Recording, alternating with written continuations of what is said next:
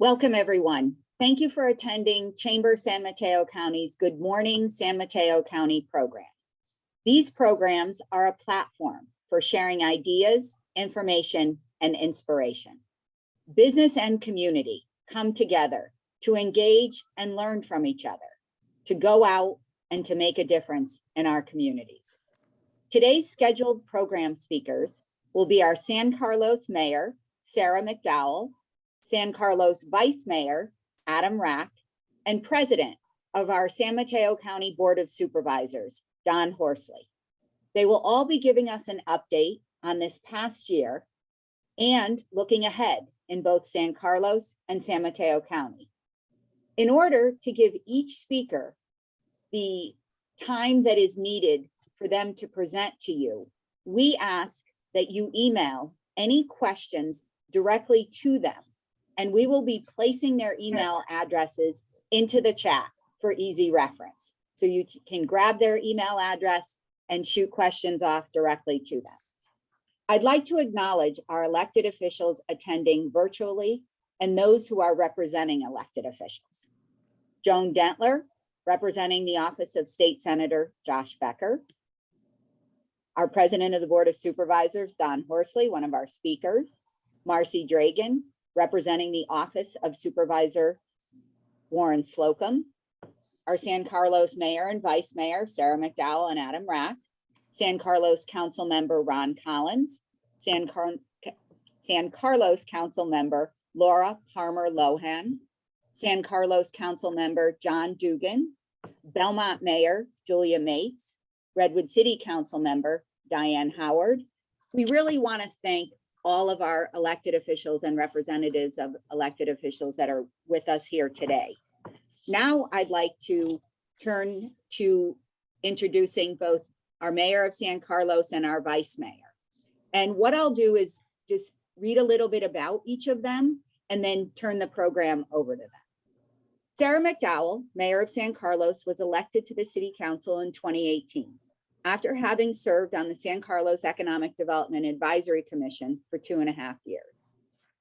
Sara and her husband moved to San Carlos in 2010 to raise their 2 school-age children, and she's been deeply involved in the community, having served on the board of the San Carlos Education Foundation, the San Carlos Park and Rec Commission, or Foundation, and the San Carlos Day of Service. Sara has a BA from UC Davis and then a master's in international affairs from George Washington. Prior to moving to San Carlos, Ms. McDowell worked on international trade policy with Latin America for the U.S. Department of Commerce in Washington, D.C. And she served as a presidential management fellow from 2003 to 2005. Our Vice Mayor, Adam Rack, was elected to the council in 2018.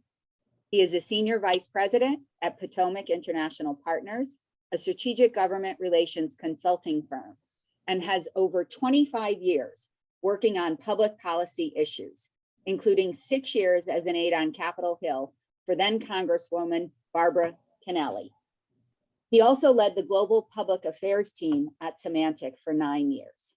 Mr. Rack moved to San Carlos in 2001 and has also been an active member of the community. He coached youth sports, volunteered in the classroom, and served on the San Carlos Chamber of Commerce Board. He also was elected and served 1 term as a trustee for the San Carlos School Board. Mr. Rack has a bachelor's degree in international affairs from George Washington University. He and his wife, Allison, have 3 daughters. So welcome, Mayor McDowell and Vice Mayor Rack. I'd like to turn the program over to you. Wonderful. Thank you so much, and good morning, everyone. Thank you to Amy Buckmaster and Chamber San Mateo County for hosting our San Carlos State of the City address today. I'd also like to extend my thanks to Supervisor Horsley for your many years of service, both as supervisor and as sheriff. Your dedication to service is unparalleled. Thank you to you, Roseanne Faust, for moderating today's discussion. And I also want to thank you, the viewers at home, for tuning in. Reconnect, reimagine, revitalize. These 3 words convey my hopes for our city moving forward into 2022. As we emerge from the isolation of the COVID-19 pandemic, I look forward to the moments ahead this year when we can reconnect with each other at beloved community events that I know we all have missed. We also have opportunities this year to work together to reimagine our downtown and to revitalize our local business environment. There is a lot of work to do ahead, and I am grateful to be part of a city council and city organization that works very hard on behalf of our community. Joining me today to participate in this address is Vice Mayor Adam Rack. Our council also includes Laura Palmer-Lohan, Ron Collins, and John Dugan. And I am Sara McDowell, and it is my great honor to serve as your mayor this year. I would also like to thank our amazing staff, led by City Manager Jeff Maltby, and our public safety officials. Over the last 2 years of the pandemic, our staff did an incredible job keeping up with all of their normal duties while also taking on new jobs, like completely reconfiguring Laurel Street, creating a Shop Local campaign to support our local businesses, providing new services to our senior community, and ensuring that our youth could remain connected through online programs and reimagined summer camps. In addition, I would like to express gratitude for our public safety officials who are great partners to us here in San Carlos, including the San Mateo County Sheriff's Office, led by Sheriff Carlos Bolanos, and our Chief of Police, Captain Christina Bell, and the Redwood City Fire Department, led by Fire Chief Ray Iverson and Deputy Chief Dave Pucci. It is an honor to serve with these dedicated public servants, all of whom work tirelessly on behalf of our community. Before I jump into the details of this address, I want to briefly touch on why I serve. This is a photo from several years ago at the Britton Acres Walk a Jog event with my 2 children, Ryan and Leah. My kids are not going to be thrilled that I'm sharing this old photo of them, since my son is a teenager now and my daughter is almost a teen. But I love this photo. It was taken during the 1 year when they both attended Britton Acres, which I enjoyed for many reasons, not the least of which was the 1 drop-off and 1 pickup, which I know parents out there will understand. I loved being one of the leaders of the Walk a Jog, as it was a huge community event that brought together all families and even the neighbors surrounding the school for a day to both support the school through fundraising and to just enjoy having fun together. Events like this remind me how fortunate we are to live in a tight-knit community. And although my son is now taller than I am, and my daughter will be there soon, my heart holds them frozen in time at this age, and their future is everything to me. My work, my goals, and my motivation to serve is because I want to make sure that they and all of our children have opportunities to work, live, and play in a healthy and sustainable community where everyone can feel welcome and supported. As I frequently remind my children, living within our means is important, and I would like to briefly touch on the city's budget now.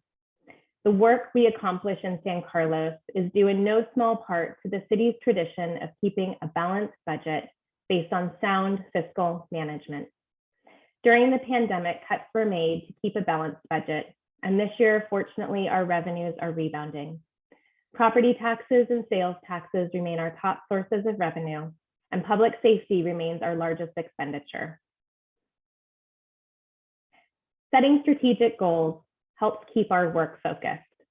As the council contemplated our strategic goals for 2022, we used the metaphor of an iceberg to help us differentiate between work that requires a special focus, which would be the tip of the iceberg, versus work that has become part of the day-to-day operations and falls below the waterline.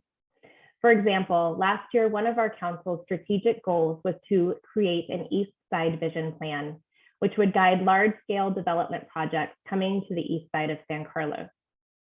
Over the course of several months, we heard from our community via online surveys, one-on-one meetings, and Zoom forums regarding preferences for change on the east side. And after many meetings and iterations based on this community feedback, Council passed the East Side Innovation District Vision Plan in October.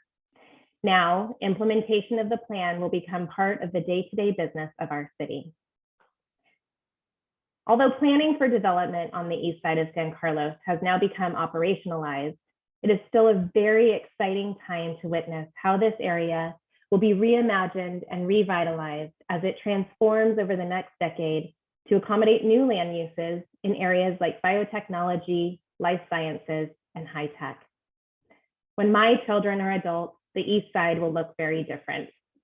It was our goal as a city to ensure that as the East Side Innovation District transforms, it becomes more connected with the broader community through investments in safe walking and biking paths, that it would integrate existing businesses, many of which have been owned by the same families for decades, with new science and technology uses, and that the area will offer new community amenities for a more resilient and inclusive future. This area will not only change, it must become better for our community and our children.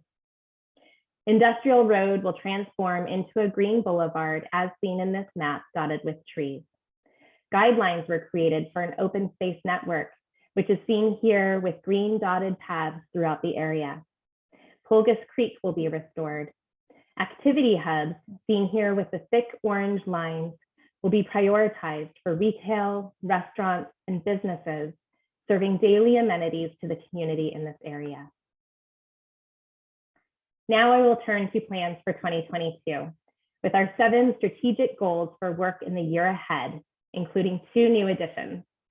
These goals are a Northeast area specific plan, housing, mobility, traffic, and transportation infrastructure, downtown planning initiative, climate change mitigation and adaptation, childcare and youth programming, and senior services and programming.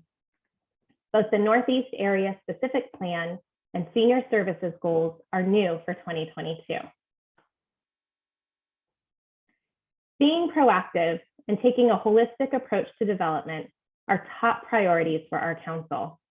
Similar to development occurring in the East Side Innovation District area, the city is now anticipating development interests in the commercial area north of Holly Street to the Belmont line, bordered by the 101 freeway and Old County Road.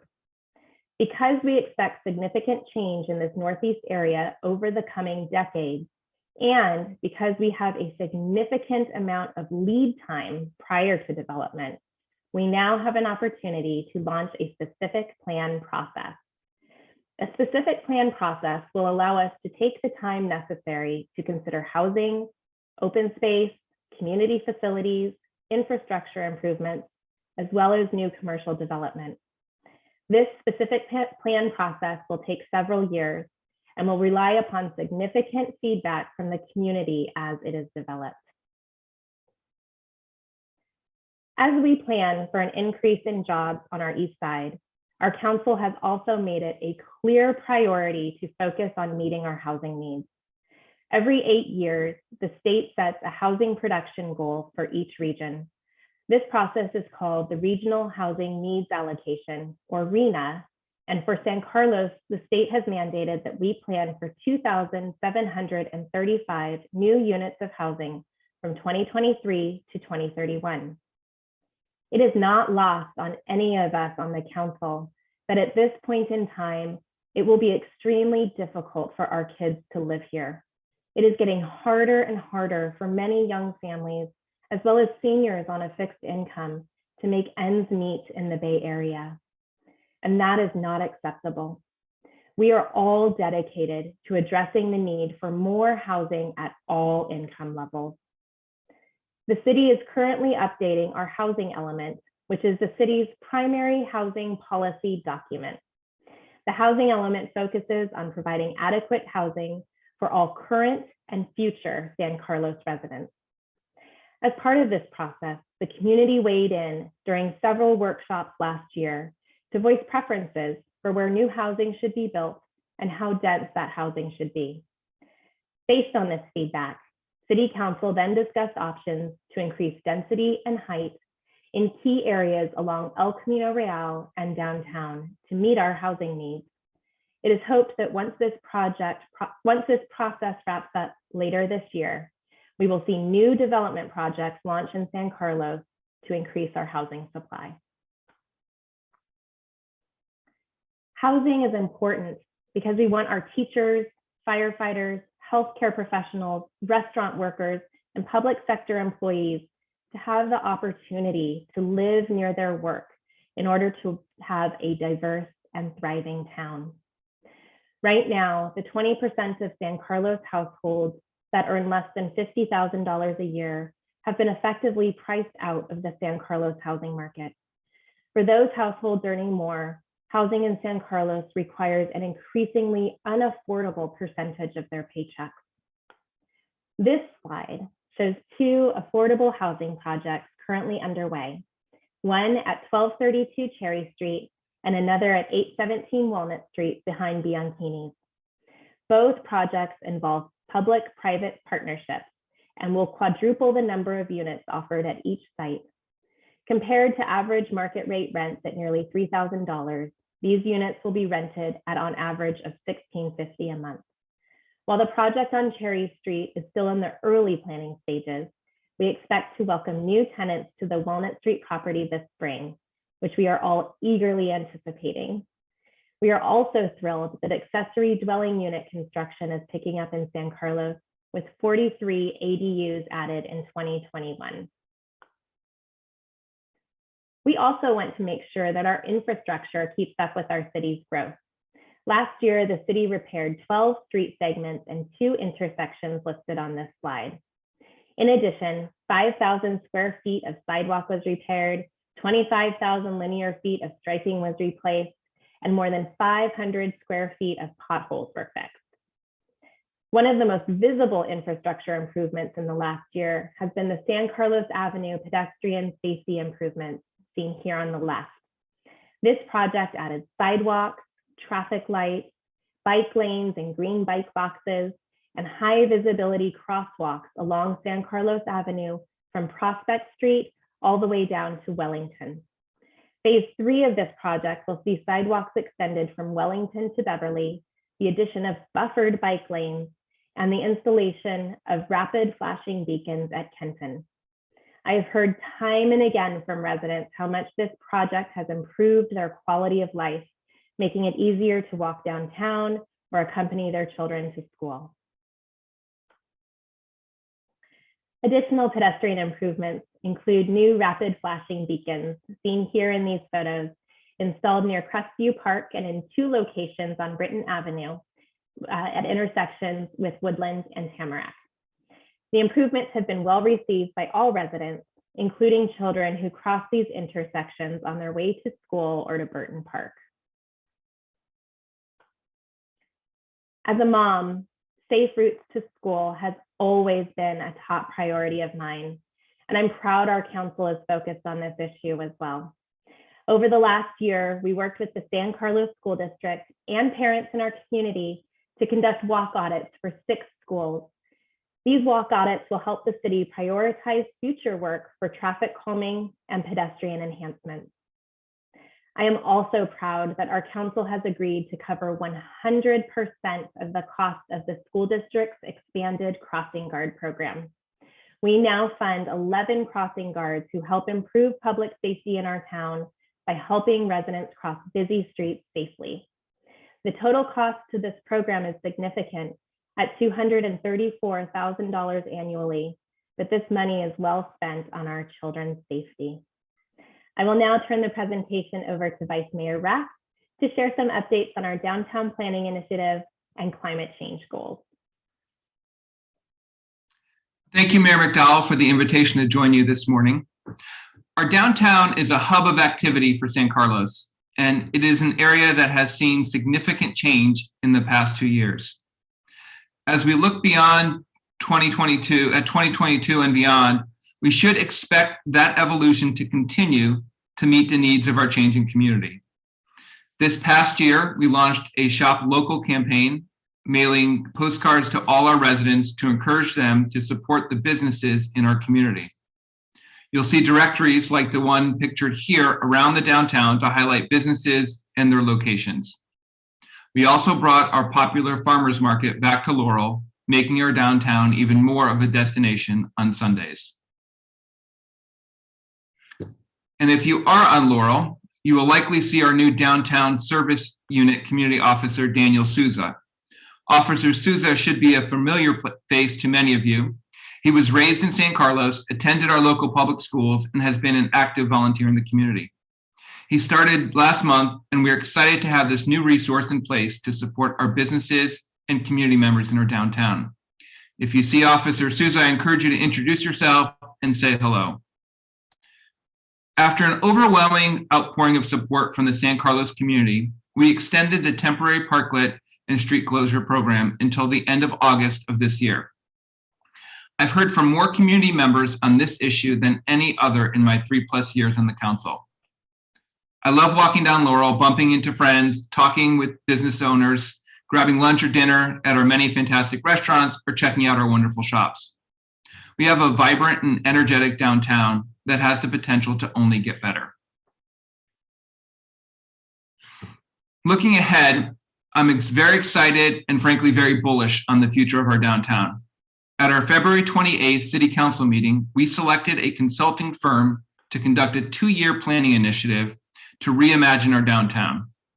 While the pandemic has been a difficult and challenging time for all of us, I do believe that our moving forward with the downtown specific plan is a direct result of the council's swift action to close parts of Laurel and create an expanded parklet program during the COVID crisis. It allowed us to see what could be possible, and I'm pleased that we have taken this step. This specific plan process will include significant outreach and engagement, including the creation of a downtown advisory committee. This effort will look beyond what we normally think of as downtown to anticipate potential growth along and around Laurel. We'll examine a number of areas, including walkability, streetscapes, outdoor dining, public plazas, the potential for a permanent closure of our parts of Laurel, and a review of areas of historical significance. This process will lay the groundwork to reimagine our downtown for a generation. I'd now like to turn to climate mitigation and adaptation. One of our major accomplishments in 2021 was the adoption of our updated climate mitigation and adaptation plan. This important plan was approved in September after significant input from our community and countless hours of dedicated effort from our city staff. It serves as a blueprint for how we will do our part to reduce greenhouse gas emissions and adapt to changing climate conditions. The plan lays out 33 strategies to reach our goal of reducing greenhouse gas emissions by 40% below 1990 levels, and by 2030 and 80% by 2050. In October, we also adopted an ordinance to limit the distribution of plastic foodware and in many cases require the use of fiber-based compostable foodware.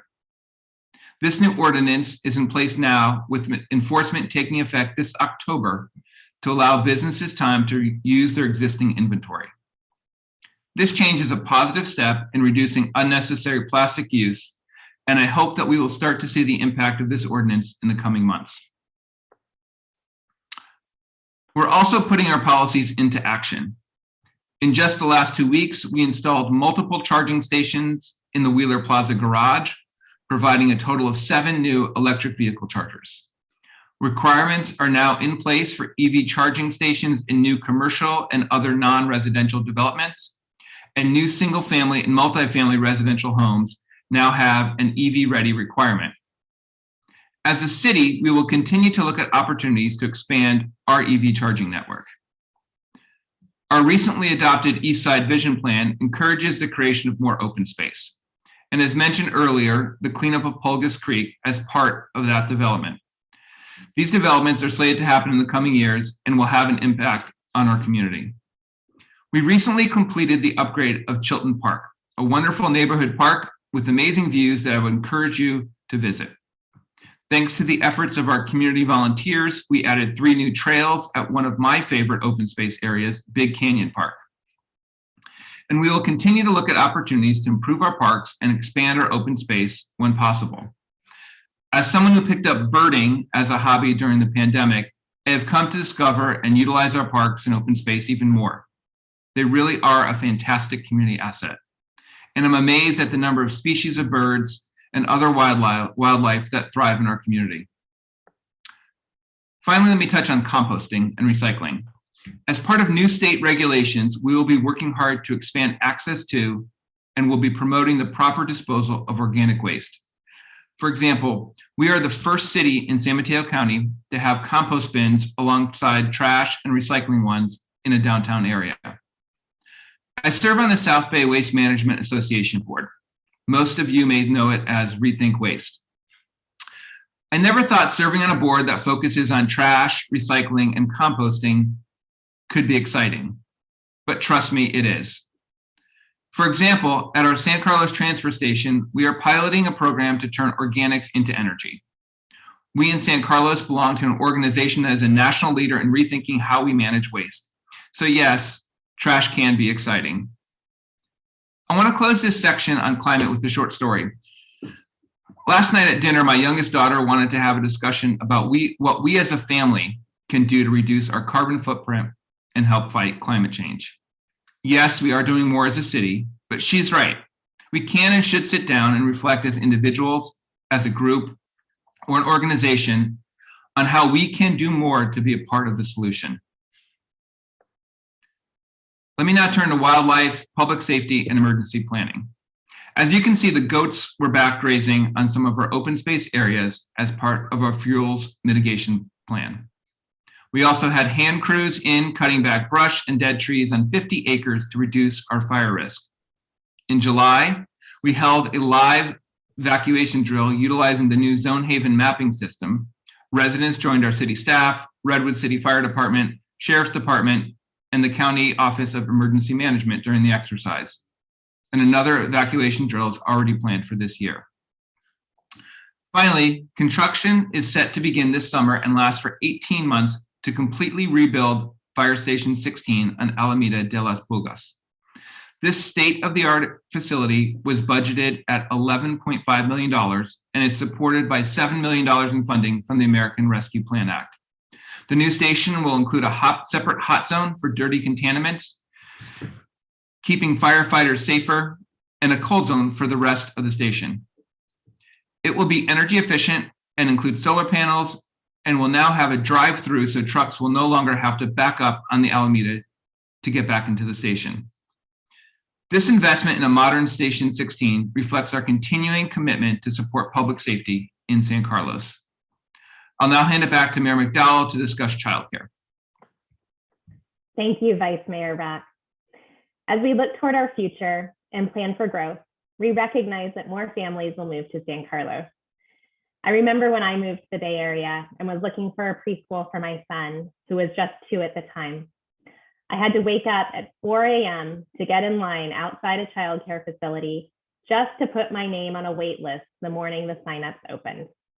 Parents had slept outside the night before in sleeping bags in order to get a spot close to the front of the line.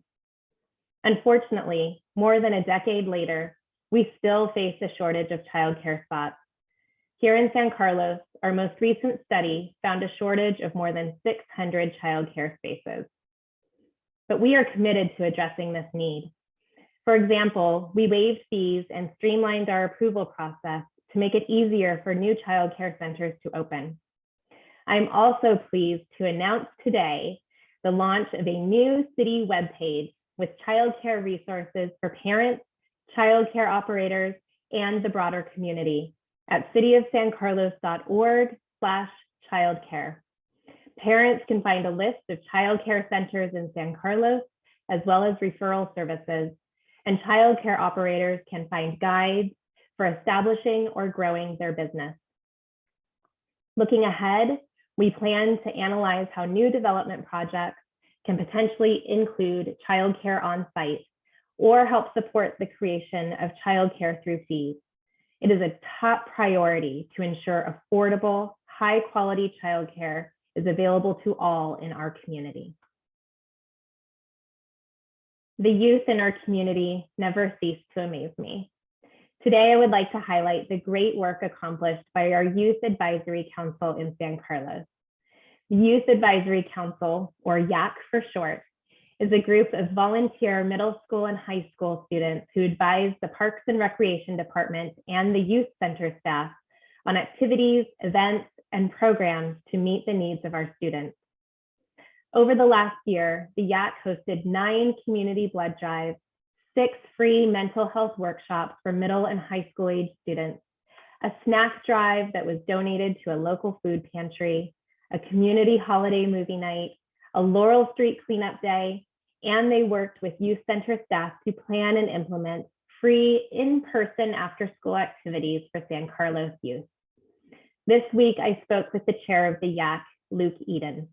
He told me he is most looking forward to hosting more in-person events in the year ahead, like movie nights and events for kids to meet up this summer. I want to thank Luke and all of the YAC volunteers for their service in our community. San Carlos is fortunate to be home to a vibrant senior community supported by our adult community center known as the ACC.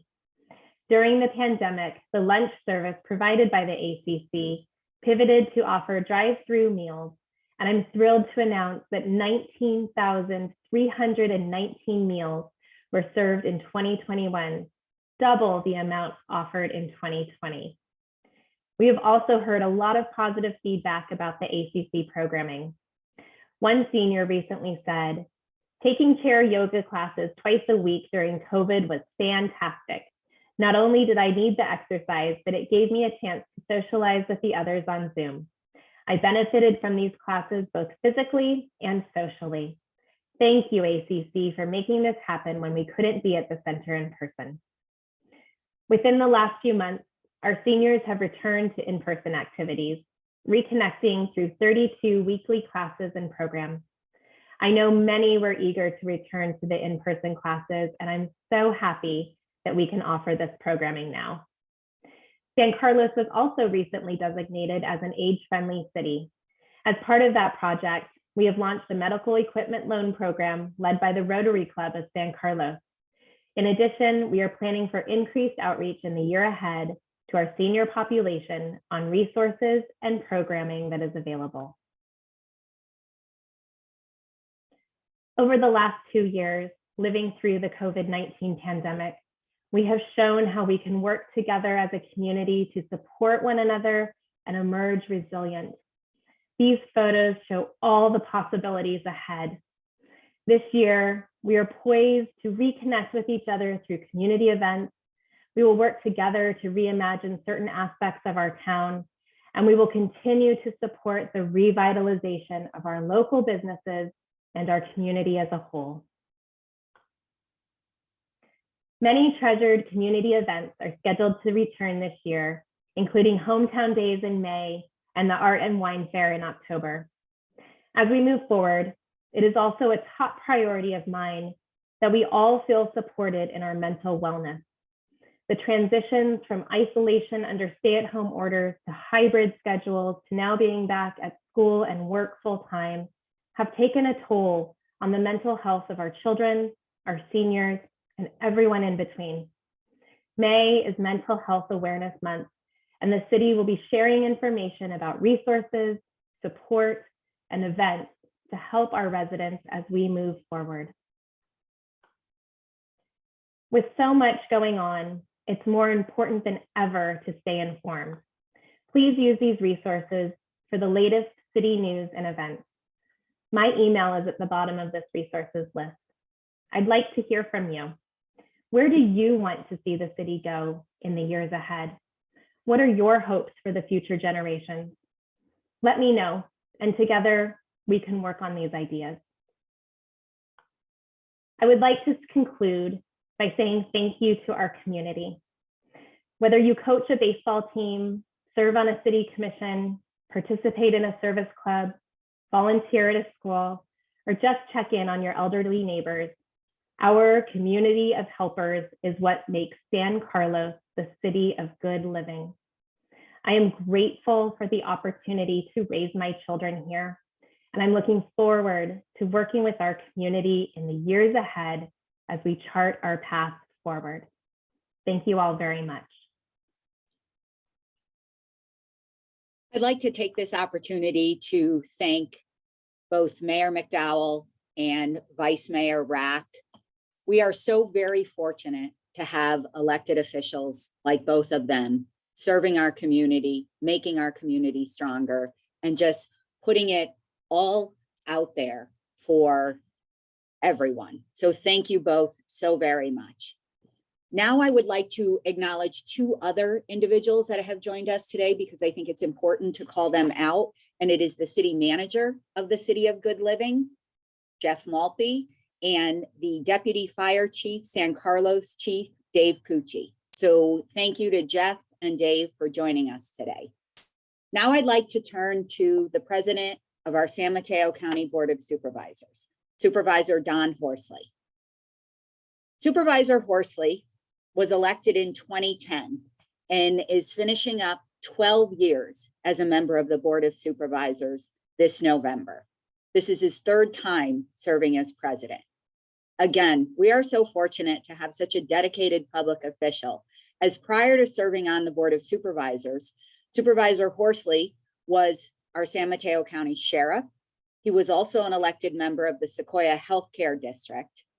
He currently serves on the boards of Health Plan of San Mateo, the San Mateo County Transportation Authority, the Housing Our People Effectively, HOPE Interagency Council, and the Local Agency Formation Commission. Don has prioritized agriculture as a key thread in the fabric of the coastal areas he represents. He has championed innovative solutions to rehabilitate, replace, and create new farm worker housing on the coast side. He's also focused on transportation issues, from solving the potential deterioration of Highway 1 at Surfers Beach to the creation of the Devil's Slide Trail County Park. And Supervisor Horsley, so everyone is aware, District 3 encompasses 70% of all planning and building issues for San Mateo County. That is a significant amount of work. He's made it his goal to initiate healthcare options for people living in the Pescadero area and the Mid-Coast. He's absolutely committed to facilitating interaction between the public and the permitting process. He's also very active in environmental issues. He is the board member of the newly created Flood and Sea Level Rise Resiliency District. He's a member of the San Mateo County Express Lanes JPA, Go Express Lanes, and they will be opening later this year. I'd like to turn it over to President of our San Mateo County Board of Supervisors, Don Horsley.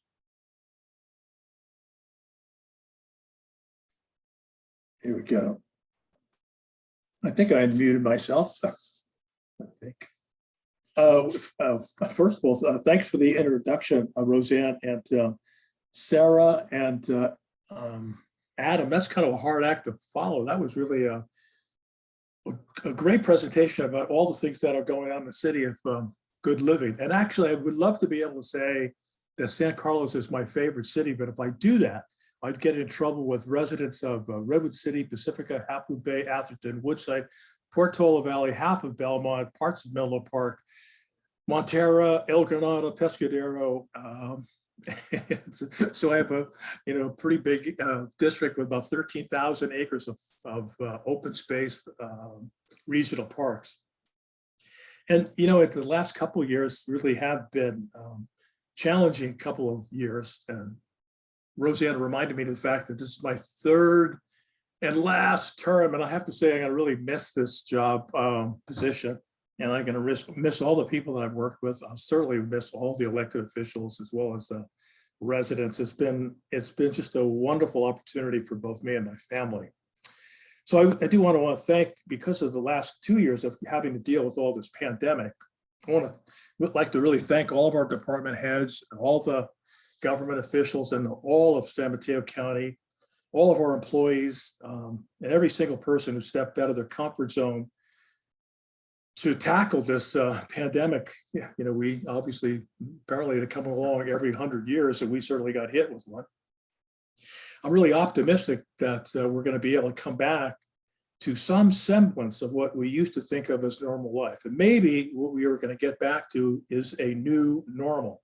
And it does look like we're going to be able to, once again, gather in groups and not have to worry about spreading this contagion. So I do want to say I'm really proud of all of our department heads in the county, especially our county manager, Mike Callaghy. They just were tremendous efforts above and beyond the call of duty. They've really shown a great deal of mettle in mounting an aggressive campaign to help our communities really battle this pandemic. And our health department, led by Louise Rogers, has really risen to the challenge in dealing with this COVID-19 pandemic with military precision. I always love saying that, military precision, with our health department, mostly because Louise is the child of a military officer who spent a lot of time, I guess she describes herself as a military brat.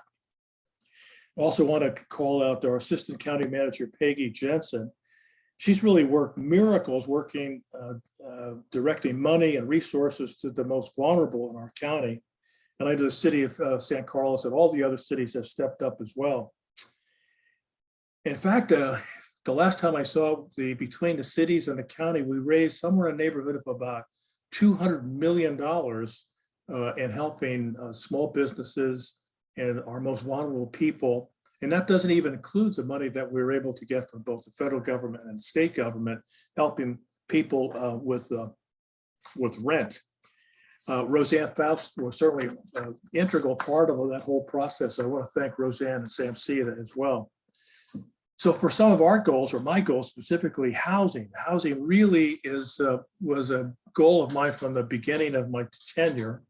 And my reasoning really had to do with my tenure as being the sheriff. And when I was the sheriff, I found that deputy sheriffs no longer lived in San Mateo County. And in fact, not only that, I was having other agencies like Tracy. They had a big sign in Tracy telling deputy sheriffs who live in that community that if you work for Tracy PD, you would not have to commute. So I really wanted to focus on housing to make sure that our firefighters, police officers, deputy sheriffs, and all the people who provide services for us are able to live in our community.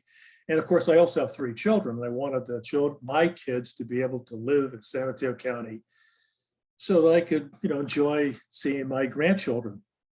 And I do have one grandchild. She's now 17. And in any case, she's a wonderful young kid.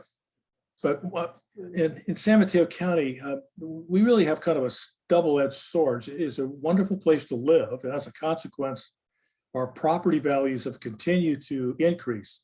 In fact, they've actually even soared over the last few years. And that's made more of our housing unaffordable. So in that case, response to the affordability crisis, several years ago, the board created a process called Home for All. It's a task force. In fact, Sara McDowell, your mayor, serves on that task force.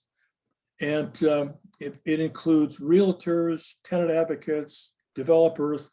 The task force engages communities to try to develop support for affordable housing, as well as market rate housing, because we really need housing at all levels.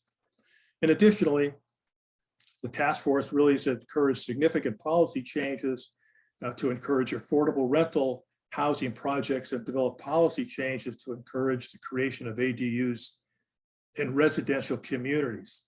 And one of our strategies was to do outreach in communities to have people who were both, current residents as well as people who wish to live in the community, to be able to talk together to recognize that, this is a need for all of us, that we need to all step forward. And I guess it was also our project was designed to overcome NIMBYism, which, as we know, oftentimes blocks projects.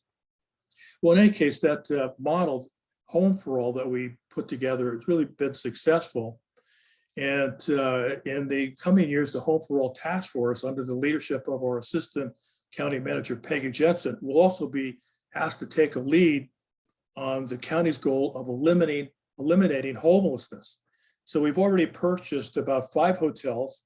I think we might even be in the process of buying a 6th. I signed papers the other day for us, I believe a 6th in San Mateo.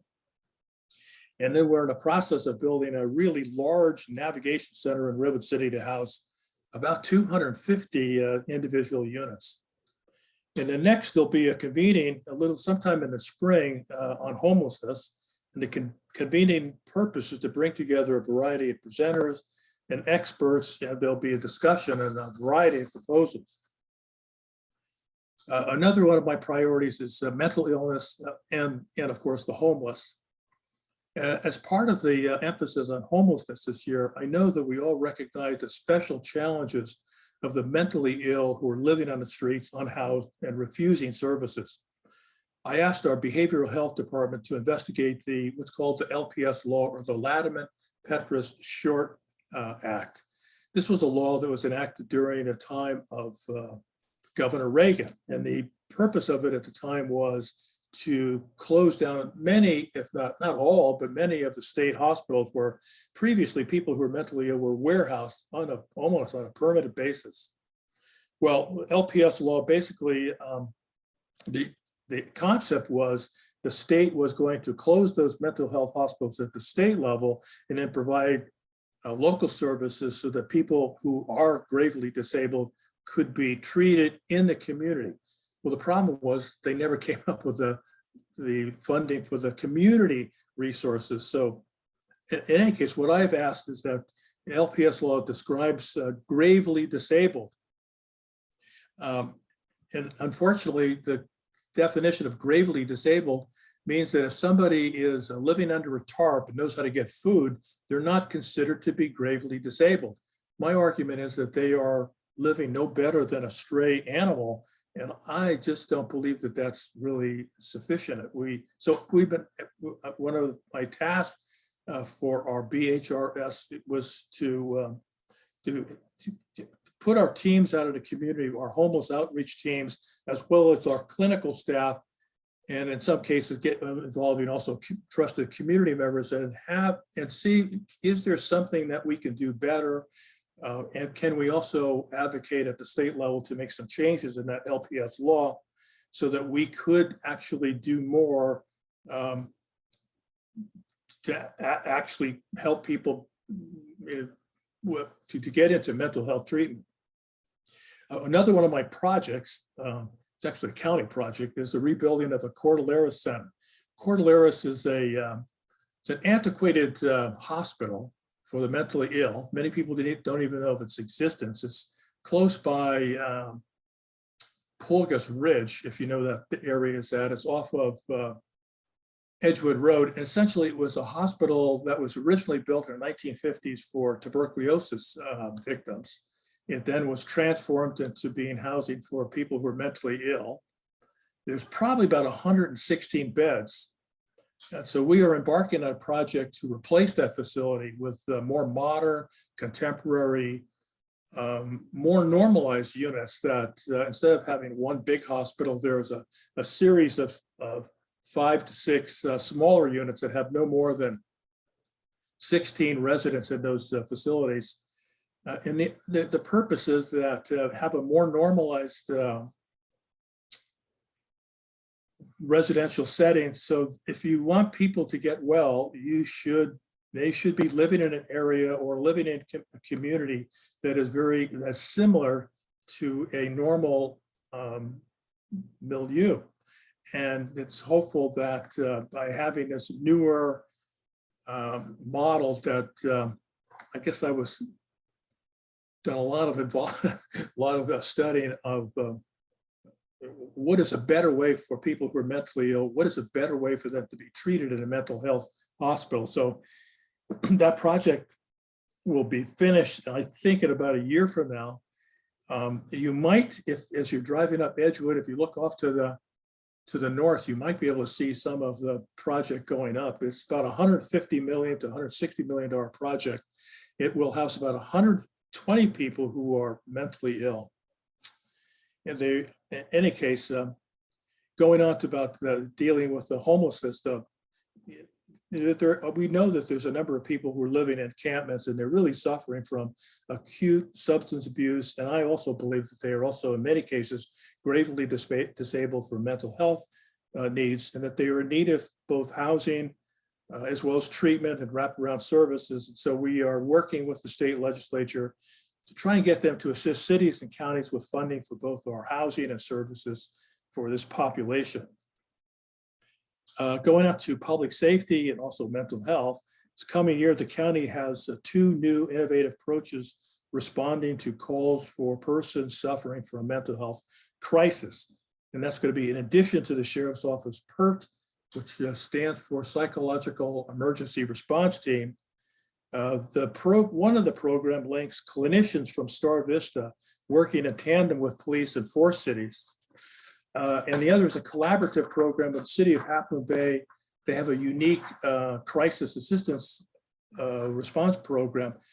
Both of those programs, or at least one of those programs, the one that was the cities of South San Francisco, Daly City, San Mateo, and Redwood City, there'll be an evaluation project connected to the Gardner Center from Stanford University to take a look and see how effective they are. So far, the results that we're getting back so far demonstrate that the program's been extremely effective.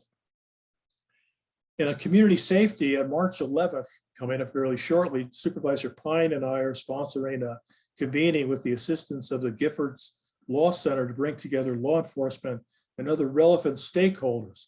The focus of the convening is to examine the state of currently existing red flag laws, whose purpose is to empower authorities to remove guns from persons who have made credible threats of violence or who have committed certain crimes.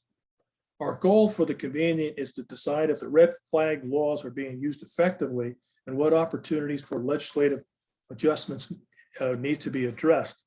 We're proud to say that the California's new Attorney General, Bob Bonta, will be there for a specific presentation. As Roseanne indicated, my interest in agriculture on the South Coast, and I really have had a continuing interest in really helping the lives of our local farm workers in that Pescadero region better.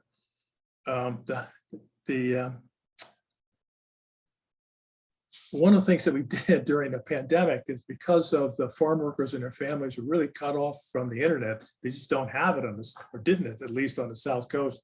So we put about, I think in a neighborhood, about 6 million in improving connectivity, both for certain parts of Redwood City and other parts of the county, and specifically in the coast side, so that the families and the children of our farm workers would have access to the internet, because that was the only way they were going to be able to participate in schools.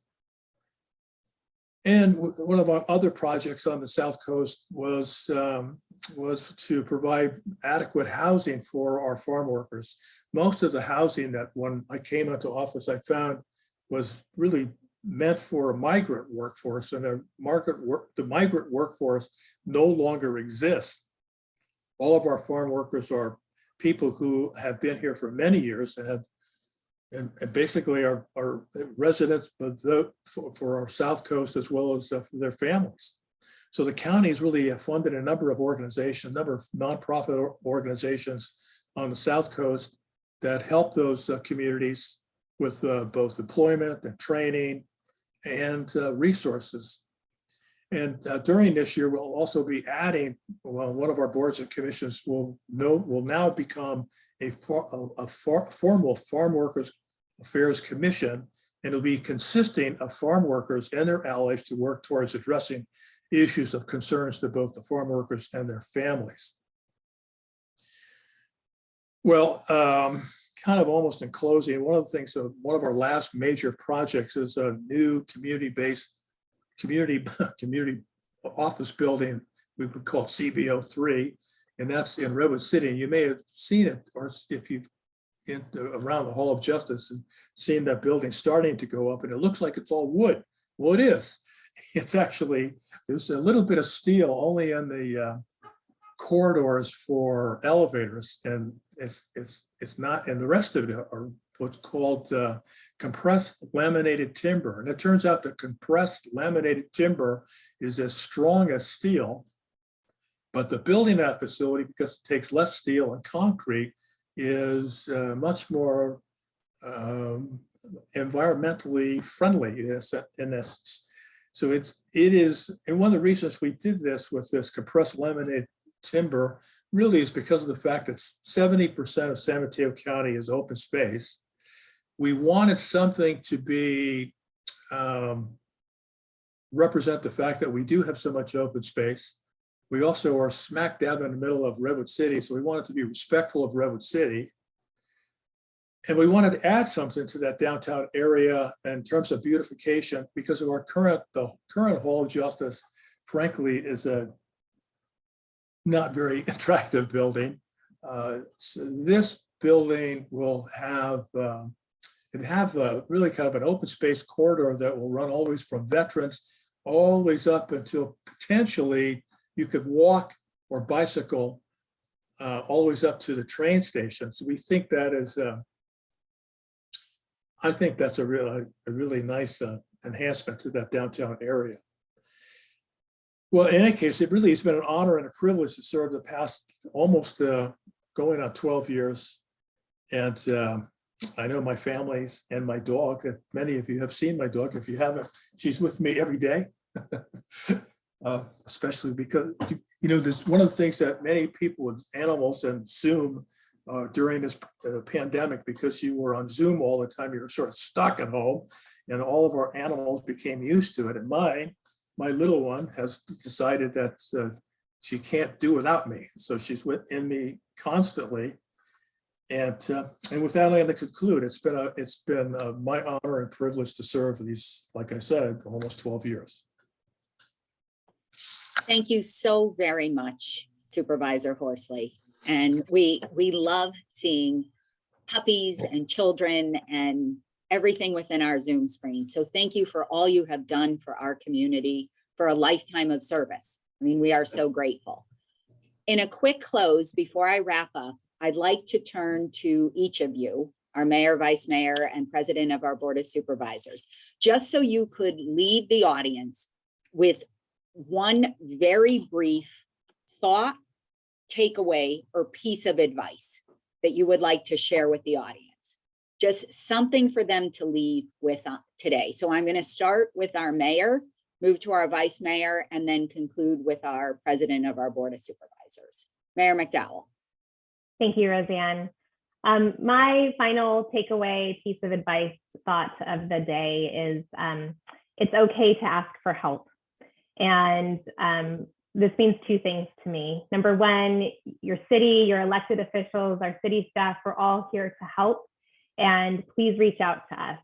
It can be as easy as sending an email or downloading the Inform San Carlos app on your phone, which goes straight to our staff. We are here because we want to serve and help and make our community better.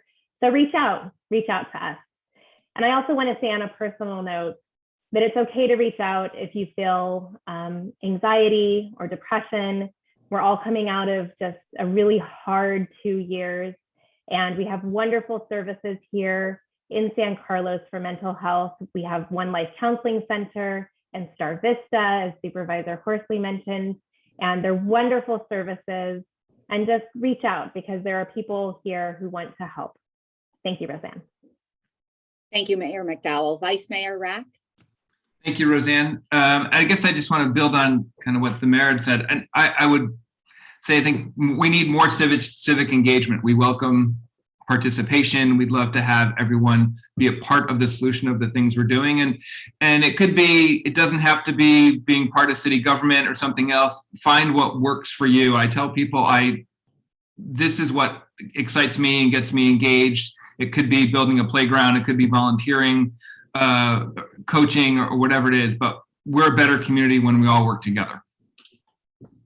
Thank you so much, Vice Mayor Rack. Supervisor Horsley. Okay.